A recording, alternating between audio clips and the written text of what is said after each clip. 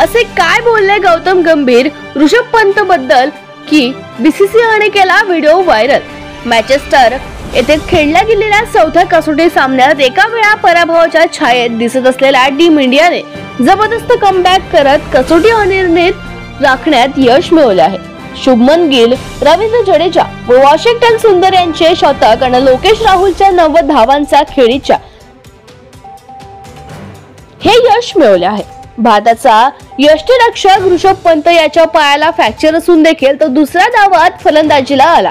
त्याच्या या खेळाप्रती समर्पण भावनेने संपूर्ण क्रिकेट विश्वाला भारावून टाकलं। भारतीय संघाचा प्रमुख प्रशिक्षक आणि 2 वेळेचा विश्वविजेता गौतम गंभीर यांनी ऋषभ पंतच्या जिद्दीला सलाम करत स्वतःचा जुना नियम मोडला। हे दाखवणारा भारतीय संघाचा ड्रेसिंग रूम मधला एक व्हिडिओ सोशल मीडियावर चांगलाच व्हायरल झाला आहे।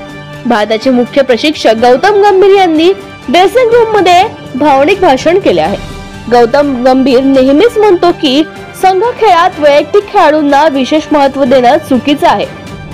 कोणत्याही सामन्याचं श्रेय एका खेळाडूला देणं त्याला मान्य नाही, पण मँचेस्टर कसोटीत ऋषभ पंतने जे केलं त्याने गंभीरलाही भावना व्यक्त करायला भाग पाडलं। चौथ्या कसोटीच्या पहिल्या दिवशी पंतला इंग्लंडच्या क्रिस वोक्सच्या एका चेंडूवर गंभीर दुखापत झाली।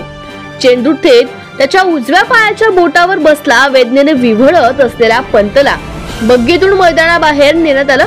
स्कॅन रिपोर्ट मध्ये त्याच्या बोटाला फ्रॅक्चर असल्याचं स्पष्ट झालं आणि त्याच्या उर्वरित मालिकेतील सहभागावर प्रश्नचिन्ह निर्माण झालं।